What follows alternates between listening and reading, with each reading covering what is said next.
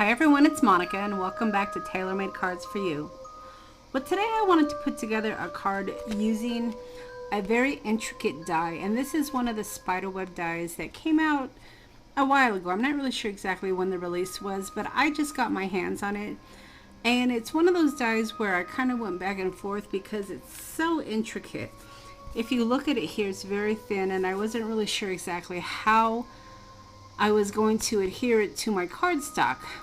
You know, I thought that perhaps a stamped spiderweb might be a little bit easier to work with, but once I got it, I really loved the texture, and as you can see, I added some really creepy spiders, and it made for an overall great card. And the fact that I was able to actually put it in between two pieces of cardstock, this is actually the Wallpaper from Holtz, made it even cooler. And then I ended up coloring up her dress and adding a little bit of color along with the spiders and one of the ephemera pieces to make a really cool kind of creepy card.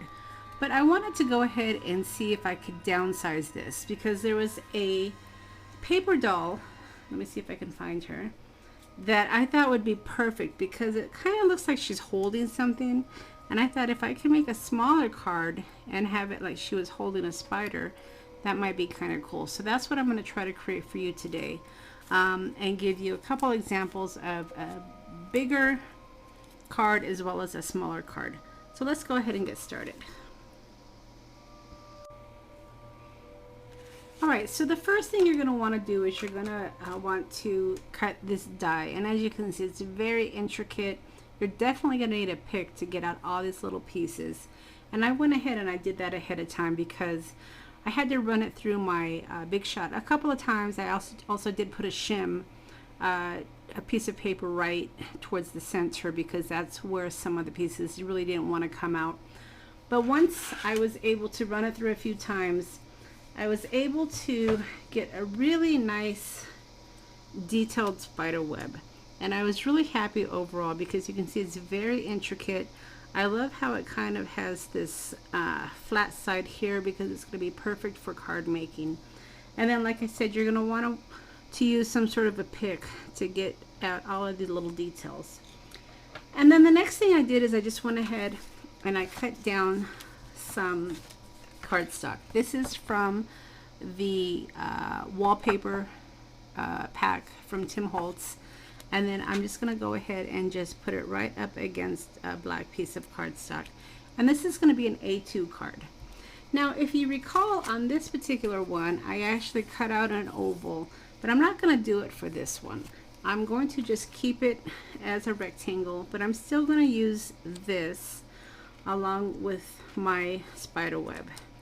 So let's go ahead and glue the background first, and then we'll talk about the spider web.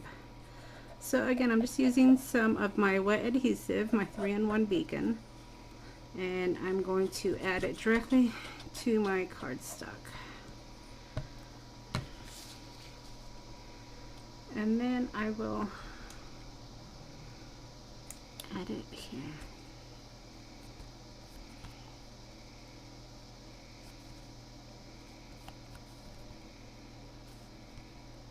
Okay. So once you have your cardstock in place, then you're going to want to mess with this spider web. Now, the way that I did my first one is I used some Mod Podge. You could also use collage medium. I guess you probably could use a fine tip glue pen as well, but that's just too much work for me. So I went ahead and I am going to use some of my Mod Podge. And then you can also use your fingers as well, whatever works for you. And I'm going to go ahead and just add some to the back first. Now what's great about the Mod Podge is it will dry clear. So we're just going to add some of this adhesive. And you're going to want to add it to a surface that's going to clean up fairly easy because as you can see, some of that adhesive is going right through the web. But it's just going to be a starter to get it stuck to my card. Alright, and then I'm going to go up against the edge. Now remember, we're going to have our curtains, so I'm not overly concerned about edging it up too close. And then once you have your adhesive, you might have to use your fingers to kind of help it stick down a bit, but once it catches, it's going to catch. And on something like this, because I know I'm going to be using some layers, that will also help to keep this spider web down. Okay, so once I have that in place, that's really all you need.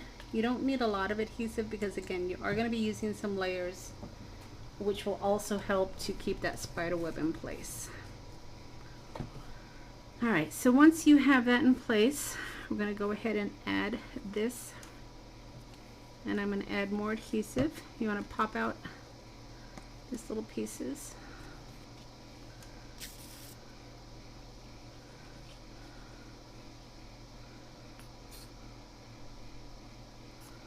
Okay.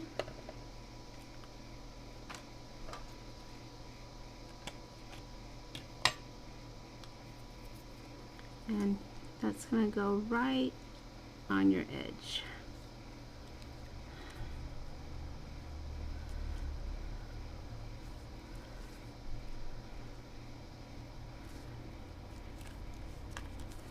And then we'll give that a minute to dry.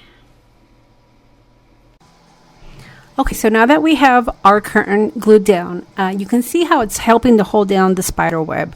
So if you don't get the spider web adhered really well, don't worry about it because the layers are going to help it. Now this little girl is perfect. As you can see, her hand is being held out, kind of like she's holding something. And I had the idea to add a little spider, kind of like she's holding it on the web. Now the spider might be a little bit sized big for her character, but I still think it's going to work. It's going to be really cute. So I pre-cut some of these spiders just so I would have them on hand.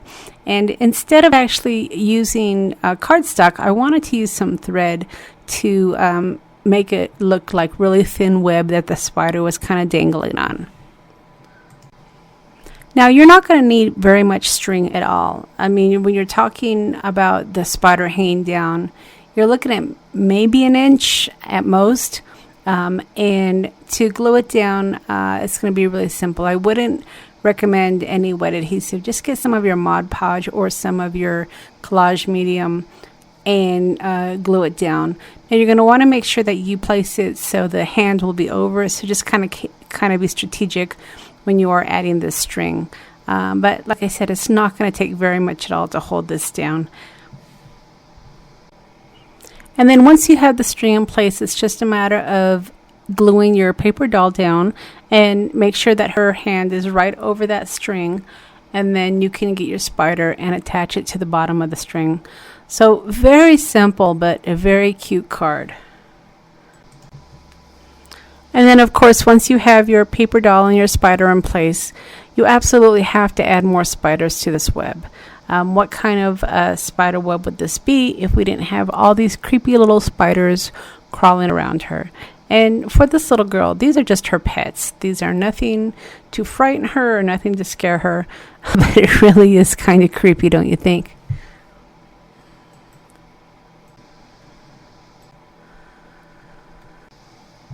Now the spider die that I used is from a Karen Bernstein set, and it came in a 5-piece Halloween scene set where it had a bat, a spider, and then like a graveyard scene.